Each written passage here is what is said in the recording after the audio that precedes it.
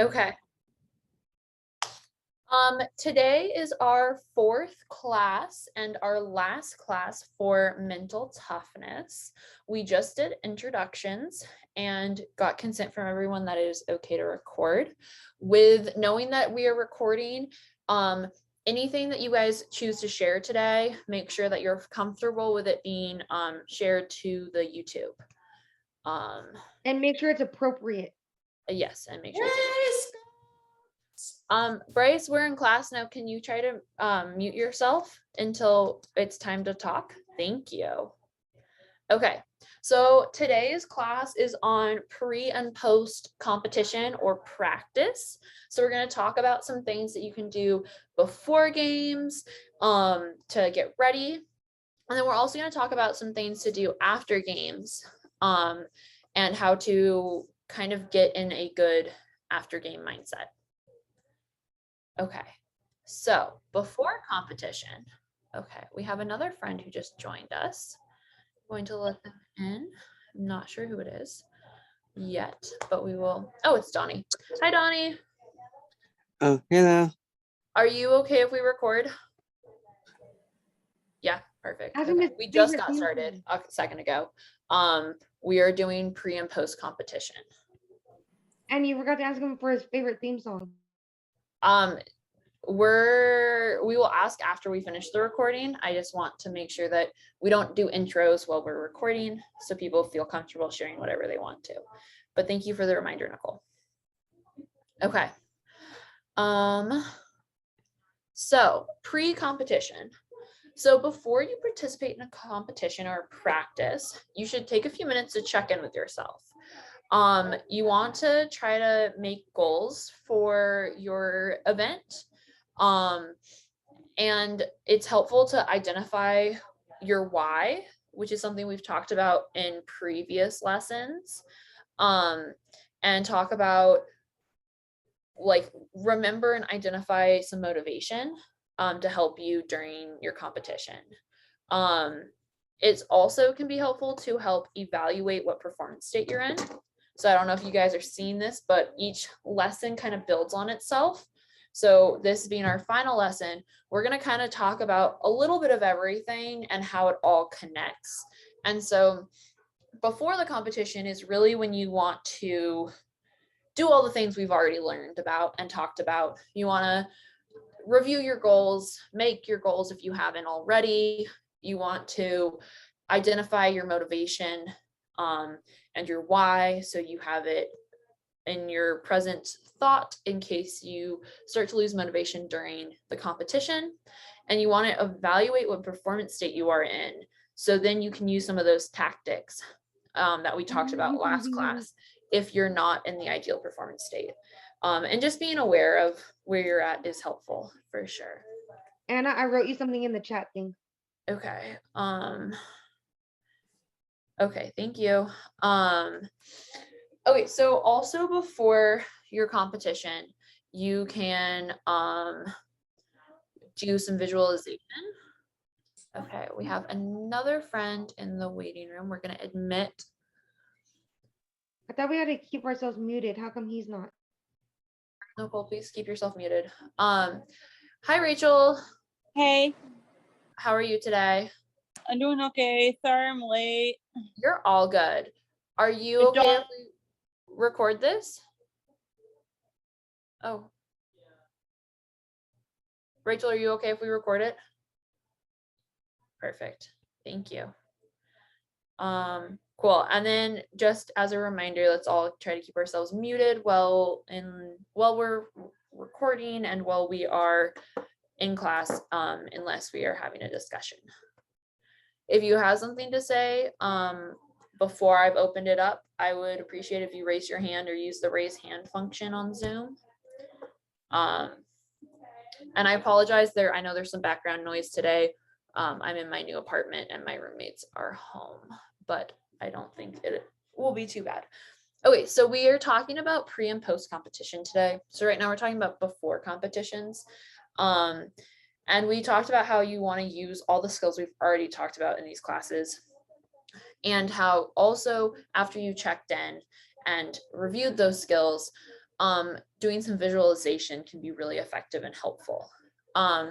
You can do your own visualization, or you can ask a coach, a teammate, a family member to help you go through it. So you want to think about aspects of your competition in as much detail as possible. And there's been a lot of studies done on visualization that have shown that you can actually like build muscle mass, and you can actually get a lot of beneficial like things from visualizing, which I think is super cool and shows that it's a good practice to get in the habit of. So an example of visualization, I'm not necessarily going to read all of this, but with kind of the example we've been going through all of these classes with is having a basketball, because that's the sport I know best outside of rowing. So you get a bounce pass from a teammate who just rebounded a missed basket. There's 35 seconds left on the clock before halftime, and the score is 11-11. The pass comes from your right. You spin around and dribble quickly to the other side of the court. As you're dribbling to the other side of the court, you see two players on the opposite team sprinting to protect their basket. You stop just short of the 3-point line, picking up the ball in a powerful stance with your legs bent and your ball close to your body. Your opponents didn't see that you had stopped and are just now stopping and turning right below the basket. Seeing your opponent, or seeing your opportunity, you square up, place your right hand under the ball and your left hand on the side of the ball to help guide. Your feet are shoulder width apart, toes facing the basket. You bend your knees, you look at the back of the rim, your elbows under the ball, and your wrist is pointing directly to the hoop. Your opponents have now approached you, but they are still about 6 feet back. Before your opponents can reach you, you shoot the ball. Your right hand follows the ball through the net. You just made a 3-point shot. Right after you release the ball, the halftime buzzer sounds. So do you guys see how much detail is in that visualization? And see how that is what an ideal situation, right? Like you want to be making baskets. So thinking about something along those lines for your own sport. And now I would like to ask you guys so this is a potential example for a basketball game, but what are some other potential things you could visualize for your sports? For me, it's visualizing the lanes and the number of pins when I bowl. Yeah. Because and then that helps. Want to visualize knocking all those pins down? Yeah. Yeah. Awesome. Bryce, what sport do you play? You play soccer. Soccer. So what in soccer could you visualize? You like to kick soccer, yes. You like to play soccer? Could you visualize the field with the goal? Yes. Dribbling the soccer ball with your feet? Yes. Your mom says do not leave early. No. Sounds good. We'll make sure you stay on the call until the end. Bryce, do you have anything else to add about visualizing soccer? Soccer, Bryce likes soccer, yes. Yes, awesome. Now I'm gonna have another athlete share something. So can you mute yourself again?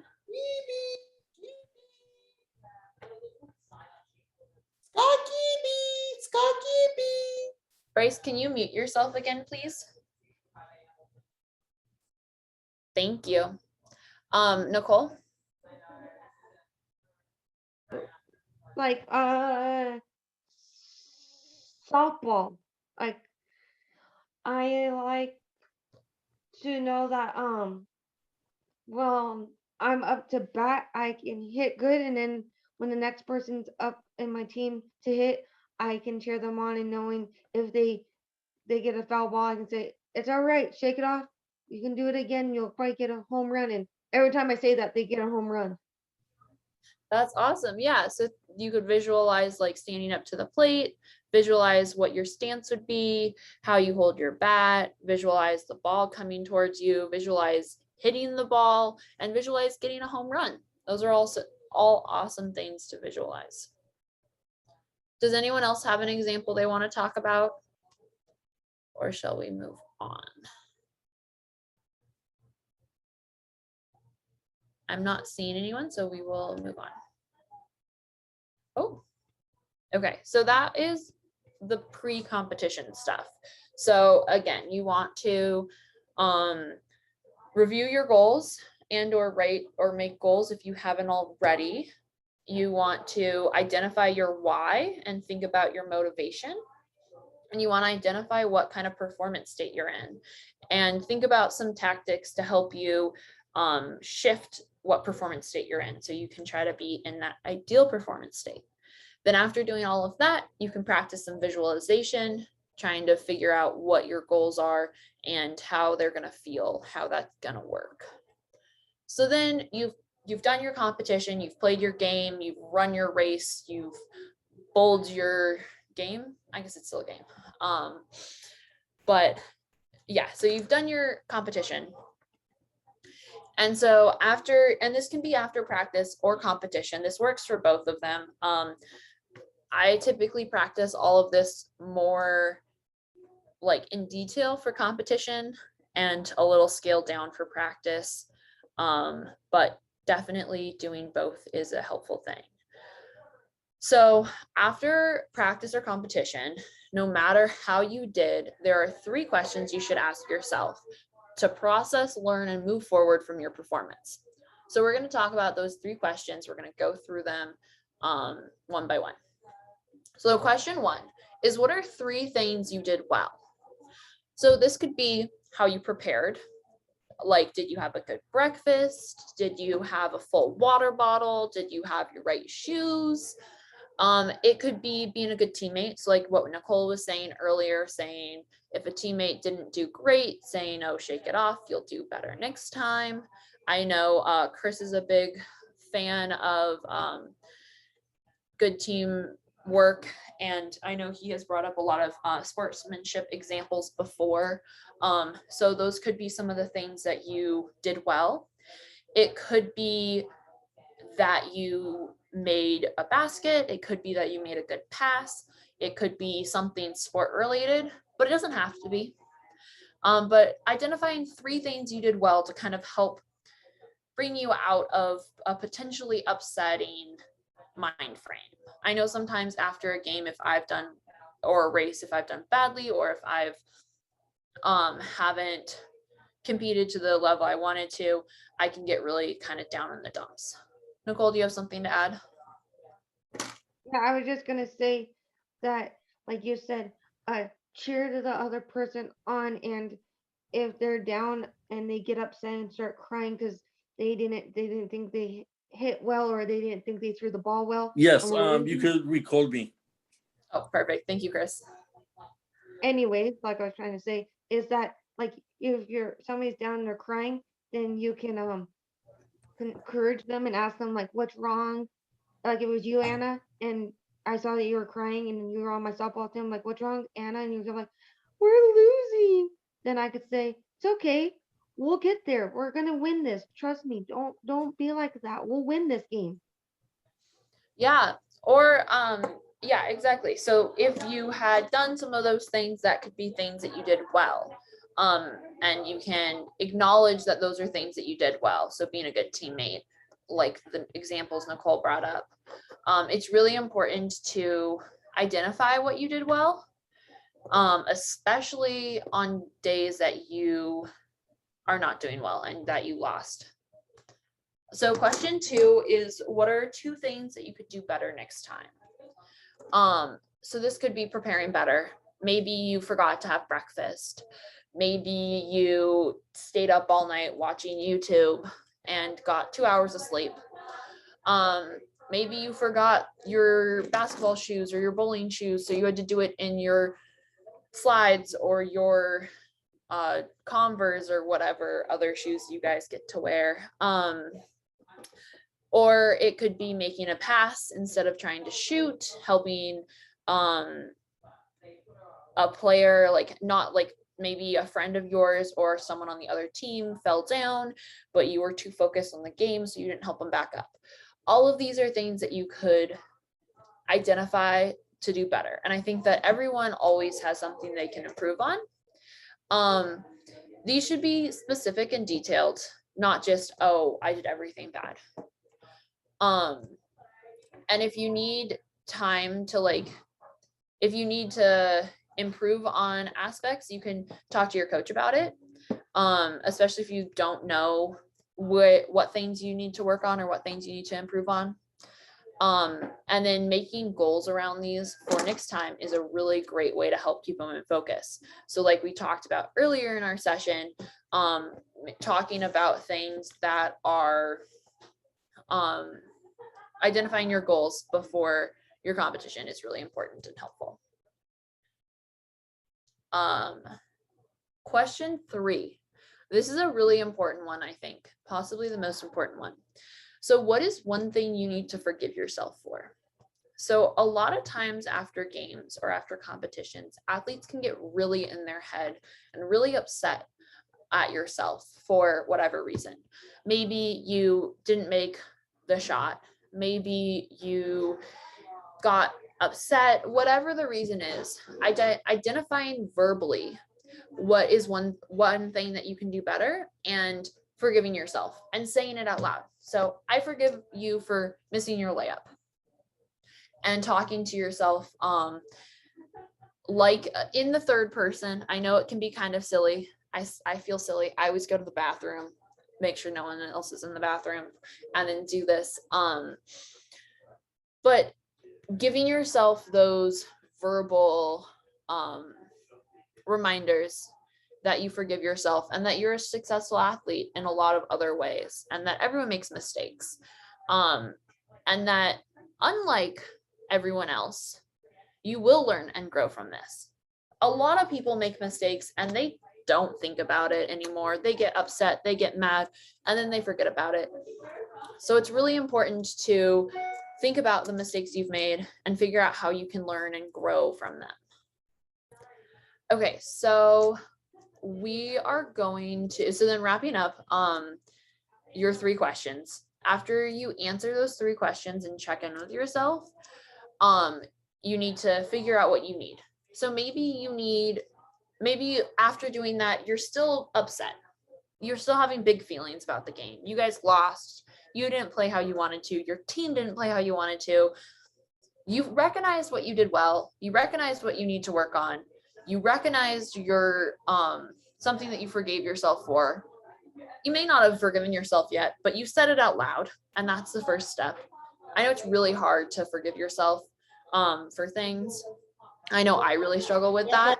Yeah, Bryce, we'll leave at 3:40. At 3:40. Okay, sounds good, Bryce. And so sometimes you need to move to a new distracting activity to help make your mind move on, help get your mind off of it. Maybe you need to get some food to refuel. And that could be a helpful thing to kind of help. I know when I haven't eaten enough, I get pretty hangry. And that can be something that can add to not feeling great. And your mom says, do not leave early today. No. Okay, so Bryce, you should stay until the end of the call. Sound good? So then, do you need to celebrate and focus on the positives? Are you upset? Is that something that you need? And this can be different from game to game. This is gonna be different from person to person. But that's why these are some of the questions you can ask yourself to kind of help figure out what you need. Maybe you need to sit and be upset for 15 minutes before you're able to move on. That's fair. That's valid. I definitely know that sometimes I need to stay and be upset. Have there been times after games that you guys have been upset and not wanting to move on? Or does anyone want to share anything about that? Yeah, Bryce, be happy. Yes. Bryce, you're happy after games? I've been upset at sometimes, and it's like something inside me just wants to explode, and I can't seem to stop myself from getting angry. And that's how I feel about losing a lot of the time, is angry. I understand that, Mary. I get really angry too. And that's why it's important to kind of go through these steps. And the first time you're going to say, this is stupid. I don't want to do it. This is not what I want to do. But if you hold yourself accountable and you keep doing it, it'll get easier. So you might be angry after being upset, and then after losing, and maybe you can't find anything that you want to like, maybe it's really hard to find anything to identify that you did well, but there's always something. And again, going back to the little stuff, maybe you didn't get a strike in bowling. Is it a strike, a spare? Both of those, one of those, I don't know. Strike and spare. Can you speak a little louder, Annie? Because I can't hear you with your roommates. Yeah, sorry. Both of them. Yeah, both of them. Okay, Yeah. so maybe you didn't get one, but you can still be happy about how you prepared. You can still be happy about how you were a good teammate, how you helped cheer your team on. And you can identify the things you did well while still being angry, right? You don't have to, it's not going to be a fix all. You're not going to automatically then be all better and feel totally fine, but identifying what you did well is super important. And then identifying some things you can work on. And that's one that can be helpful to, again, take it away from the sport. If you are angry about losing, then it's really important to think about what are other ways that you could have done better outside of the sport. Again, getting more sleep, eating better the day before, the day of, drinking more water, preparing better, being a better teammate. All of these are ways that you can improve without having to get too in your head about your actual skill on the court or on the field or on the bowling alley. I don't know what the right terminology is. I'm sorry, Mary. On the lane. And then also forgiving yourself and Yeah, figuring Bryce, out you can leave what- now. No, Bryce, you got to stay till the end, right? And then checking with yourself and figuring out what you need to do, what activity you need to do or what things you need to do to help move on. Okay, so that's all I had for today's class. It's hard. So we are going to wrap up. I'm going to stop recording for now.